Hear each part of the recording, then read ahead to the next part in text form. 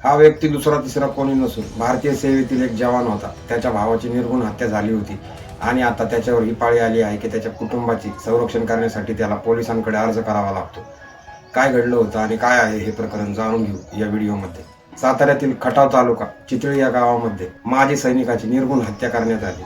माजी सैनिक रणजित निकम 4 वर्षापूर्वी सेवानिवृत्त झाले होते आणि गावामध्ये शेती करत होते.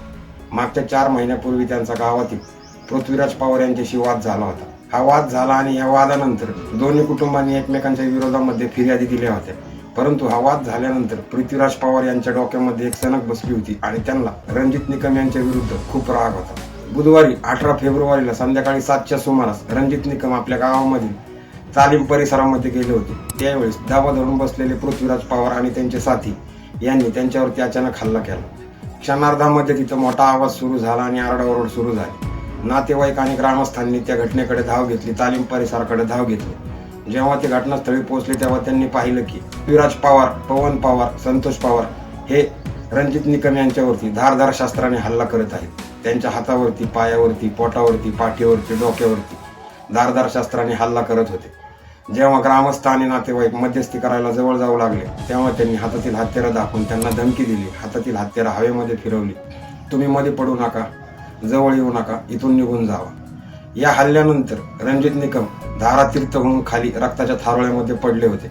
थोड्या वेळानंतर या हल्लेखोरांनी तिथून पळ काढला आणि तिथून पसार झाले. ग्रामस्थांनी आणि नातेवाईकांनी यांना मायनी येथे रुग्णालयामध्ये दाखल केलं. मायनी येथील रुग्णालयात दाखल केल्यानंतर उपचारापूर्वी यांचा मृत्यू झालेला होता असं दिलेल्या फिर्यादीमध्ये मयत माजी सैनिक रणजित निकम यांचा भाऊ अभिजित निकम यांनी दिलेला आहे.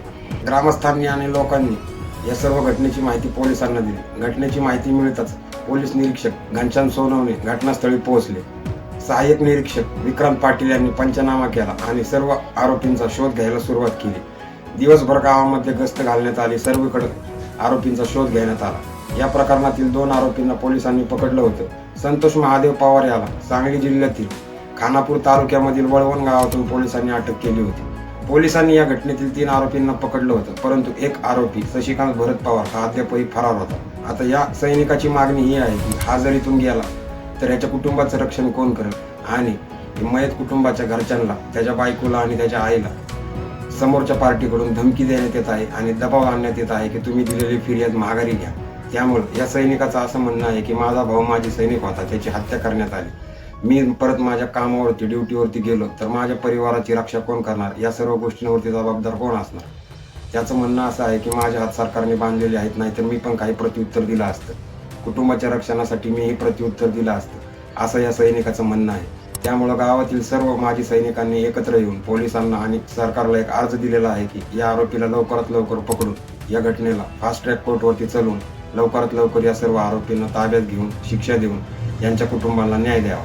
म्हणजे भारताच्या संरक्षणासाठी कार्य करणाऱ्या सैनिकाला स्वतःच्या रक्षणासाठी आज अर्ज करावे लागत आहेत. ही परिस्थिती आहे महाराष्ट्रातली. तर तुमचं या सर्व घटनेबद्दल काय म्हणणं आहे मित्रांनो, तुम्हाला काय वाटतंय कमेंट करून नक्की सांगा.